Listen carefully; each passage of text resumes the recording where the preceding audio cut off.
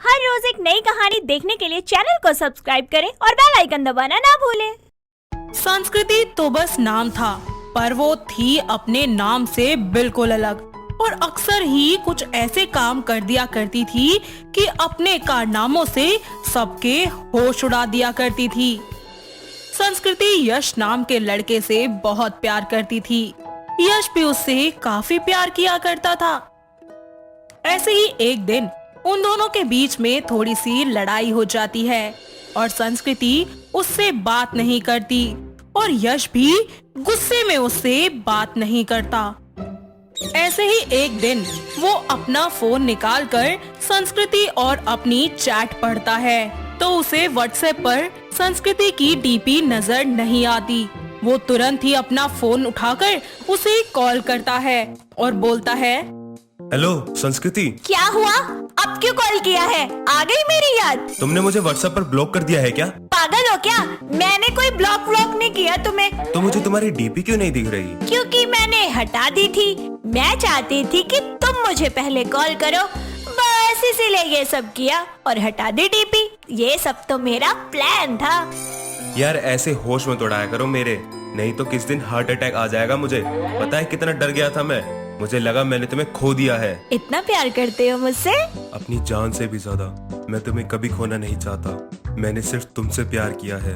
मैं औरों की तरह नहीं हूँ जो ब्रेकअप के बहाने ढूंढता हूँ और छोटी सी बात पर छोड़ दूँ। एक के साथ रहने में विश्वास करता हूँ। ऐसे ही दोनों अपनी प्यार भरी बातें करते हैं और कुछ दिन यूं ही बीत जाते हैं, पर संस्कृति अपनी हरकतों से बाज नहीं आती और आए दिन कुछ न कुछ ऐसा किया करती जिससे लोगों के होश उड़ ही जाया करते।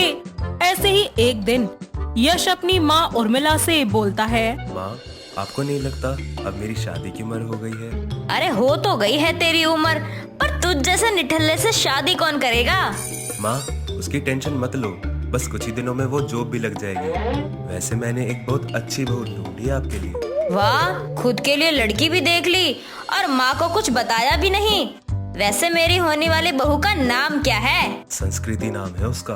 बहुत अच्छी लड़की है, हमारे घर में खुशियाँ भर देगी वो माँ। अच्छा, अरे लड़की के नाम से ही पता चल रहा है कि वो कितनी संस्कारी और गुणी होगी। हाँ माँ कहाँ खो गई आप? कुछ बोलो ना, क्या सोच सोच कर मुस्कुरा रही हो? अरे तेरी पसंद है तो अच्छी ही होगी ना, पर तू ये बता कि इस घर की होने वाली बहू से तू कब मिलवा रहा है? बहुत जल्द माँ। इतना बोलकर खुशी से यश अपनी बाइक पर सीधे संस्कृति के पास पहुंच जाता है, जहां संस्कृति पौधों को पानी दे रही होती है और यश उसे पीछे से जाकर पकड़ लेता है। फिर बोलता है, तुम्हारे लिए एक सरप्राइज है। अच्छा, क्या सरप्राइज है? जल्दी बताओ। मैंने माँ को तुम्हारे बारे में सब बता दिया है और उन्हें हम दोनों के रिलेशन से कोई प्रॉब्लम नहीं है। दोनों बहुत ही ज्यादा खुश होते हैं। ऐसे ही अगले दिन यश अपनी माँ के साथ रिश्ता पक्का करने के लिए संस्कृति के घर आता है। सभी लोग बैठकर बातें कर रहे होते हैं कि तभी संस्कृति छोटे कपड़े पहनकर हाथों में चाय नाश्ता लिए आती है।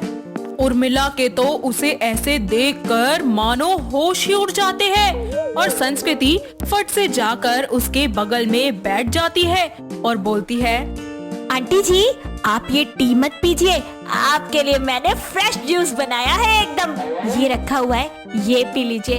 ओके, आप दोनों बातें कीजिए, हम दोनों जरा बाहर घूम कर आते हैं। चलो यश यहाँ से। इतना बोलकर संस्कृति यश को लेकर उसके हाथों में हाथ डालकर वहाँ से चली जाती है। ये सब होता देखकर उर्मिला मन ही मन सोचती है, हाय राम जी, क्या सोचा था और क्या पाया मैंने। नाम है संस्कृति, पर संस्कार तो दूर दूर तक नहीं दिख रहे। बेटी तो बेटी, माँ भी। अरे बहन जी क्या सोच रही हैं? बच्चे कितने प्यारे लग रहे हैं एक साथ। हाँ हाँ, बहुत प्यारे। अब संस्कृति और यश का एक दूसरे के घर पर आना जाना लगा रहता था और कुछ ही दिनों में उनकी शादी भी हो जाती है। शादी के बाद भी संस्कृति बिल्कुल नहीं बदलती और अपने ससुराल को अपने हिसाब से चलाती है। ऐसे ही एक दिन उर्मिला फ्रिज से कुछ रसगुल्ले निकालकर खाने ही जा रही होती है कि तभी संस्कृति उसके हाथों से रसगुल्ले को लेकर साइड रख देती है जिस पर उर्मिला के सब्र का बांध टूट जाता है और वो बोलती है, ए लड़की, तू इस घर की बहू है, मालकिन नहीं। मैं हूँ इस घर की मालकिन। और दे रसगुल्ले इधर। माँ जी, आपके भले के लिए कह रही हूँ, ये रसगुल्ले मेरे और यश की शादी के हैं, इनको मत खाइए, आपकी तबीयत खराब हो जाएगी। अरे जब मैं तुझे किसी काम में रोकती और टोकती नहीं हूँ तो तू कौन होती है? माँ जी, आप मुझे गलत समझ रही हैं, ऐसा कुछ भी नहीं है। उर्मिला अपनी सारी हदें पार कर देती है और संस्कृति को बहुत बुरा भला सुनाती है। संस्कृति रोते हुए वहाँ से चली जाती है। तो वहीं उर्मिला भी अपनी बहू से किसी भी तरह की कोई उम्मीद नहीं रखती। ऐसे ही समय बीतता जाता है और घनघोर पूजा आ जाती है। तभी उर्मिला मुंह बनाकर बोलती है, आज गंगौर पूजा है। तुझे पता भी है कि ये पूजा एक सुहागन औरत के लिए कितना बड़ा होता है, पर तुझे कैसे पता होगा? तेरी माँ ने तो तुझे कुछ सिखाया ही नहीं है।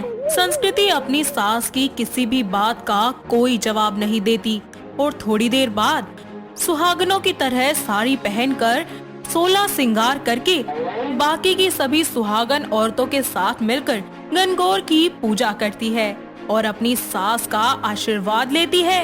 ये सब देखकर एक बार फिर से उर्मिला के होश उड़ जाते हैं और संस्कृति सबके जाने के बाद बोलती है, माँ जी, आपको क्या लगता है कि मुझे हमारी संस्कृति के बारे में कुछ नहीं पता होगा?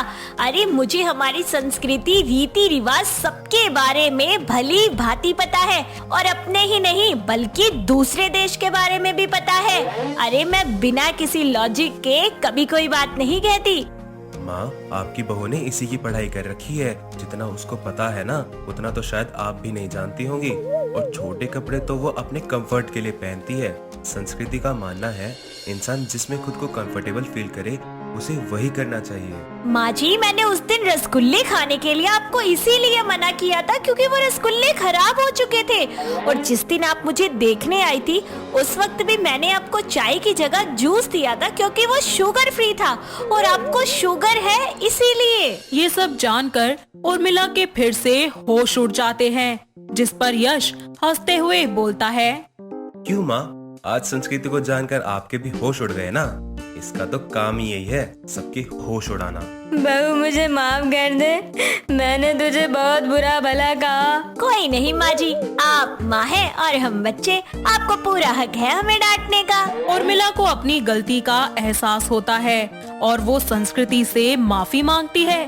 संस्कृति भी खुशी खुशी अपनी सास को माफ कर देती है। तीनों एक दूसरे को गले लगाकर अपनी नाराजगी को खत्म कर लेते हैं और एक साथ खुशहाल परिवार की तरह रहने लगते हैं।